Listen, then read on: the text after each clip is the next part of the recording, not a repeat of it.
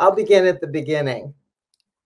We acknowledge that we are on the unceded ancestral home of the Ramaytush Ohlone, who are the original inhabitants of the San Francisco Peninsula. As the indigenous stewards of this land, and in accordance with their traditions, the Ramaytush Ohlone have never ceded, lost, nor forgotten their responsibilities as the caretakers of this place, as well as for all peoples who reside in their traditional territory.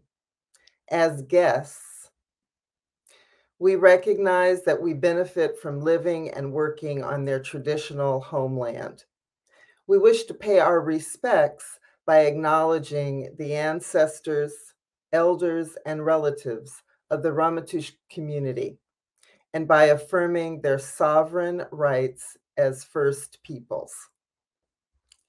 And with that acknowledgement, I move to really the topic of the day, and that really is about gender equality, opportunity, and empowerment. The gender pay gap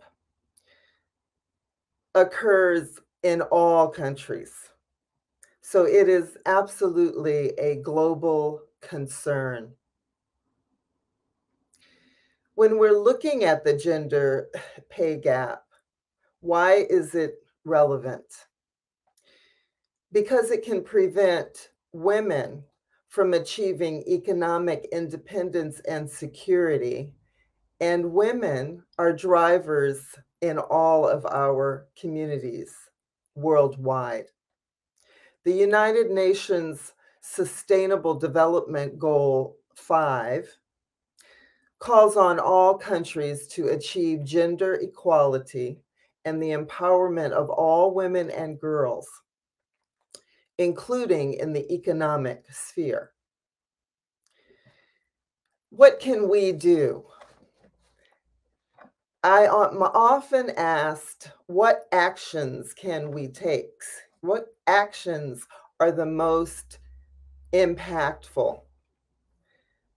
Absolutely, promoting women into leadership positions, preparing women to serve in leadership positions is important. But we also must influence our laws. We must draft our laws. We must become lawmakers and decision makers, and we must influence those who are elected in our respective countries.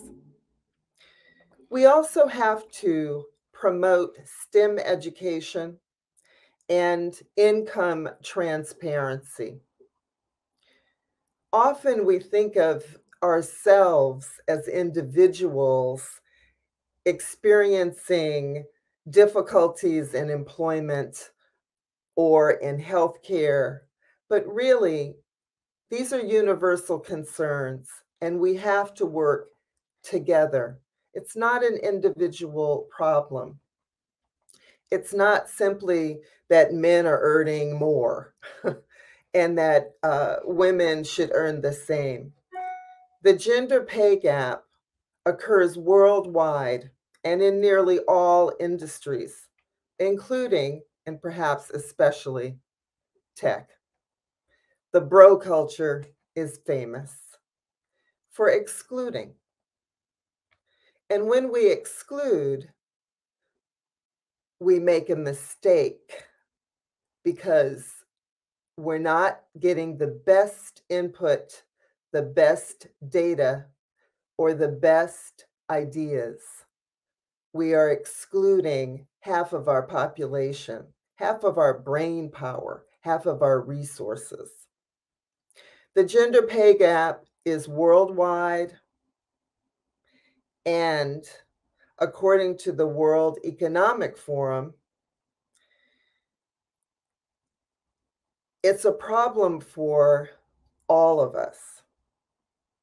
Now, globally, women earn on average just 68% of what men are paid for the same work. and just 40% on average in countries with the least gender parity.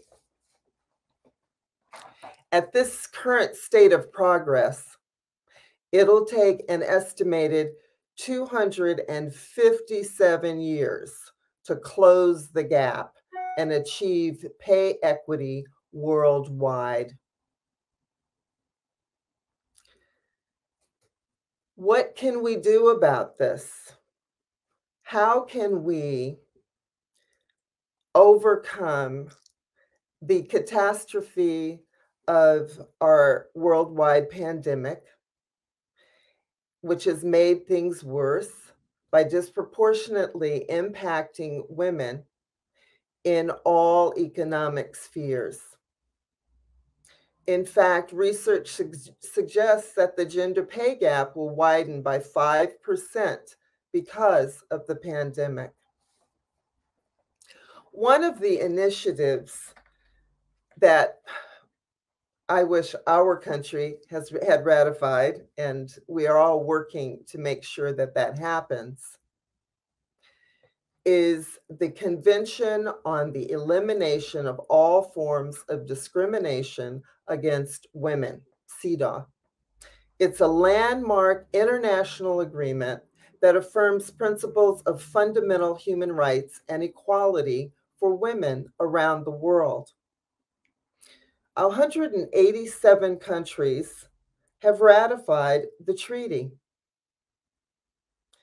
Only 7 have not. And that number includes the United States, Iran, Somalia, Sudan, South Sudan, and 2 small Pacific Island nations, Palau and Tonga. We need to ratify the CEDAW in the United States. There are over 189 organizations representing millions of Americans who support the United States ratification of CEDAW. Again, providing opportunities for women and girls to learn, earn, and participate in public decision-making helps reduce violence, alleviate poverty, build democracies, and strengthen economies. In countries that have ratified CEDAW, women have partnered with their governments to engage in a national dialogue about the status of women and girls, and as a result have changed laws and policies to create greater safety and opportunity for women and their families. Earlier, we heard about various organizations that can help us as women, as part of the human family, to excel, to succeed, to manifest self-determination. I wish to include how women lead in that recommendation. How women lead, how women give, how women invest are excellent resources for all of us. In addition, traditional American organizations like the League of Women Voters, as well as the United Nations Association, supporting the United Nations Sustainable Development Goals, is pivotal to our success in moving this needle from gender disparity to gender parity and equality. I hope that all of you, when you are in a position of leadership, that you bring other women with you, that you mentor, and that you treat with compassion and empathy all women with whom you work, with whom you serve, because only by helping all of us will we succeed. We are not one unless we work as one. Thank you.